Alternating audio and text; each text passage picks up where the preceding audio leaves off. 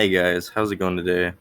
Today I'm going to be making a video about whether you should buy a home gym, give helpful tricks and tips on how to build one if you're going to do so.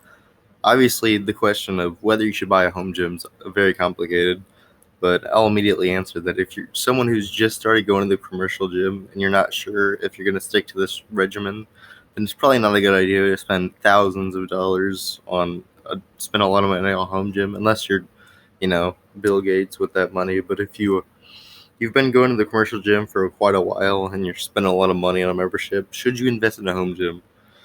I'm going to be going over this by going over the pros and the cons of each side of the discussion. Okay, first I'm going to be going over the pros. Okay, the first point I would make for the pros is I'm going to go over the cost of buying a home gym, how much it'll save you.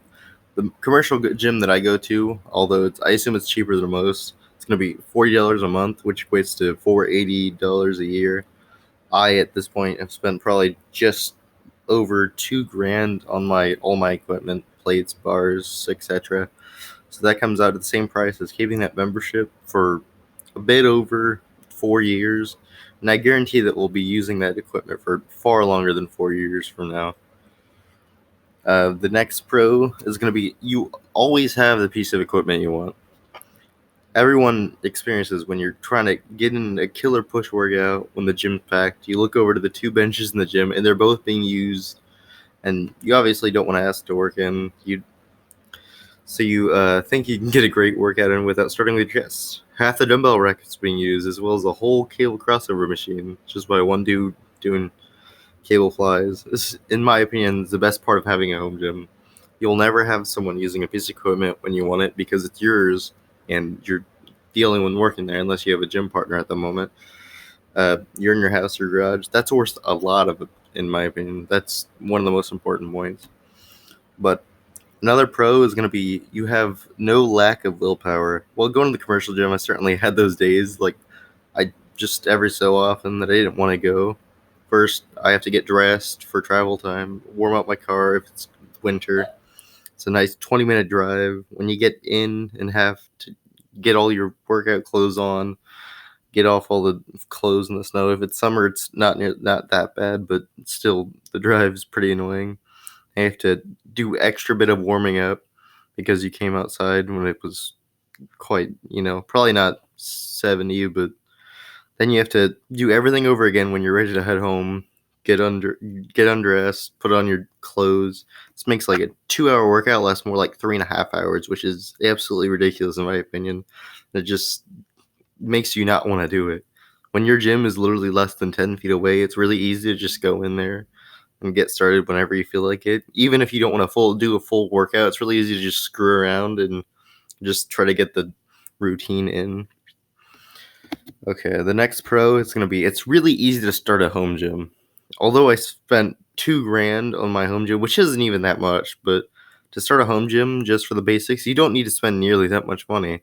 Really, you just need some weight, a barbell, probably a squat rack or stand, and you're ready to go. That's usually, unless you're buying a really high quality thing, less than $500. As you're able to spend more money, you can easily expand that. Okay, next we're going to go over the cons of buying a home gym, building one. Okay, the first con is going to be the cost. Okay, now I started off with a positive, but the cost, in a way, is also a negative. The you spend way less money on a home gym, but in reality, that your home gym's never done. You'll always want to add more to the, that one last thing. So you'll probably continuously add items and equipment to the gym that will run up the total. This does not even include replacements, which you'll most likely have to do after many years, so on. But as long as you aren't slamming everything every time you use it, it shouldn't be too often that you should replace equipment. So in reality, if you use your home gym for around a decade, it might actually be cheaper than the gym membership, but more likely it won't save you much money, if any at all. Okay, the second negative of the video is going to be the fact that you don't have as much of a variety in the home gym as you would in the commercial gym. There's just far more different types of equipment and different ways to hit the muscle that can possibly be better. Like, see a giant cable crossover machine. One thing that I missed the most when going to a commercial gym was the fact that I can't do flies on machine anymore. I don't enjoy dumbbell flies as much as I do just machine flies. There's uh, the hammer strength machine, as well as the enormous squat racks, the very stable squat racks they have, as well as the extremely large number of dumbbells. There's a lot of equipment that you just don't have with, and a numerous amount of cardio machines as well. But for the most part, you can hit most of the major things that you would in a commercial gym. You're just going to miss a few of those small things. Okay, another negative is going to be the area footprint. It's going to be, it isn't necessarily a negative as much as it's more difficult to come by. And this isn't going to be the amount of area that a home gym takes up, all the equipment added together. If you just have the basics in a squat rack, the plates, bench, you're probably still going to have to dedicate a whole room, basement, or a garage to just a workout room. Unless you're just going to go set outside, but that's probably not going to work out very well for you because it's going to rust. The weather's just going to screw everything up. Along the fact that you need a room, garage, or basement to dedicate to working out, you have a finite amount of room for that equipment. And there are so many different brands and type of equipment that you can choose from. You have to choose wisely that equipment to fit, to choose over others, which is can be quite difficult because there's a lot of good equipment out there. The next negative is going to be the not working out with people. Okay, so some people want people to push and hold you to working out. I've never had this problem because I do most of my workouts by myself anyways, while no one's watching, but I can see how going from a public gym with a bunch of people to a home gym by yourself it could be very bad when you don't have someone pushing you. You're not trying to impress anyone. The simple solution to this is obviously get a gym partner, but I personally have tried through many of my friends and family, and I don't know if people in my life just hate the gym more than most or the average, but I've never been able to find a permanent gym partner. My stepbrother recently started working out with me. He's been coming for about a month and made a good amount of progress, but then he got a job and hasn't been able to come over. There's usually you could get lucky, but I feel like the likelihood of finding a friend or family that enjoys working out along with is willing to be consistent and has the schedule that lines up with yours is relatively unlikely, but for sure that'd be great if you're really lucky. And I think a workout partner is amazing. Okay, that's going to be it for the negatives. I just thought before we go on to how to build a gym and how I would go about doing so if I were to do it again, I think we should go over the pros and cons as we did.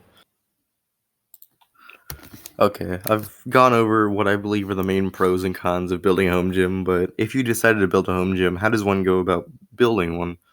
I think a good way to begin is to set a budget for yourself, whether it's $5,000, $10,000, or even just $500, and say then on have a certain amount of your paycheck that you use. I think with this budget, you should choose the best possible initial equipment you can afford with the given budget. I would say the initial equipment you should buy are as follows: a squat rack, possibly with a lat pull down machine, an adjustable bench or a flat bench, weight plates, either uh, bumper plates or steel plates, dumbbells, adjustable, possibly not, Olympic barbell, curl bar clips, J cups. I'd spend the initial amount of money on these items. If you have $5,000 as your budget, you can spend a lot more on given items. Obviously, proportionally, you want to spend more money to have better equipment. I think the most expensive thing is probably gonna be the squat rack. Whether you buy Titan, Rep, Rogue, maybe, or an off-brand. If you have $5,000, you spend $1,000 on a squat rack. That'll probably last 99.9% of people for the rest of their life and have no problems. And even for most people, that rack will be overkill because it's just such a sturdy thing. I originally had a budget much less than this, so unfortunately bought a rack that was $230 off of Amazon. Even with this extremely budget rack, this will last me for years, just as most people will. The only reason you would need something more is if you have a ton of money to burn, you're quite strong. If you can do 4 plates for like a set of 10, I can see how the security of a more expensive rack could be make you feel better. I completely understand that. Or if you want the safety and security of a high quality rack. If you have a lower budget, I recommend buying a budget rack off of Amazon. If you have a good amount of money, I recommend buying a rep squat rack. I think it's really cheap without risk or without trading off that quality that you want. Along with the squat rack, you can also buy a lat pull down machine. If you can't do pull ups or you have a lot of money to spend, I recommend buying one. I think it's just a great thing to have. Even if you can do pull ups and you don't have the money, you might want to spend it just because, unless you can do pull ups for absolute days, I guess. One thing you shouldn't skip out on is going to be your barbell. I think it's not a bad idea for even someone with a lower budget to invest in one strong barbell. I would recommend the Boneyard bars from Rogue. They're going to be expensive, but a lot cheaper than normal bars with just as good as quality. They just have little dinks, so they're not quite up to par, and they're a lot cheaper, so they're just as strong, durable. They're basically the same thing, just with uh, imperfections that most people can't even realize. Okay, for plates, you're gonna have the choice between iron plates and bumper plates. Iron plates being much cheaper than the bumper plates. You can get calibrated plates, but I wouldn't recommend it. I wouldn't recommend calibrated plates for a garage gym. But if you have a ton of money to get rid of, like, say go for it. It's just gonna be way more money than it's worth, in my opinion. If you have a large budget, I could see buying both a small amount of bumper plates to be able to throw around and the rest steel plates. You're gonna want not just bumper plates because you're not gonna be able to fit as much in the bar, but you also don't just want steel plates in case you want like doing Olympic lifts. But if you have a lower budget or if you don't do those lifts, you buying all steel plates is completely fine. Although, and I recommend an adjustable bench, buying a flat bench is going to be really flat benches typically are going to be more supportive, stronger, and they're going to be cheaper. If you have enough money to stay in space to keep both of them, I completely can see buying both an adjustable bench and a flat bench. Um, One other thing is going to be I enjoy curling with the curl bar, but really it's not necessary. So I could completely see just using a barbell to do curls, but they're not very expensive, and you typically can buy them with adjustable dumbbells. Which brings us on to our next point, which is going to be dumbbells. You're gonna just want to buy either a cheap pair of plate-loaded dumbbells, which is going to be the cheapest option, or you're gonna have to spend a lot of money on just normal hex dumbbells or just steel already loaded dumbbells. That's gonna, if you have a bigger set, it could drop you from $1,000 to like $3,000 if you have like 5 pound increments up to $100 or 100 pounds. After deciding on these primary equipment, you'll eventually need to think about the secondary items for your gym because you'll most likely inevitably get them. Secondary items are going to be things like rubber bands to do accommodation, safety straps instead of safety bars. They're better in a lot of ways. Cardio machine, whether it's a rowing machine, a bike, a treadmill, a deadlift jack, whether it's a half deadlift jack or a full one. A full one's going to run you way more money, but it's pretty nice. A deadlift platform. This is debatable. I think it's a good investment, but sometimes you don't really need it if you just have horse stall mats on nice solid floor. For flooring is gonna arguably be primary, but if you're gonna need it, I'd say horse stall mats are the way to go. But that's arguably primary, secondary. So for some people, you don't need it at all. Another thing is going to be wrist straps, things like lifting belts, upgrades to your primary equipment if that's been a long journey from primary to secondary, which for some people it is. And the last thing is probably going to be specialty bars like trap bars, camber bars, just all stuff like that. Okay, that's going to be about it for this video.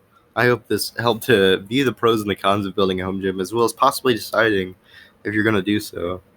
I hope you enjoyed, and thank you for watching.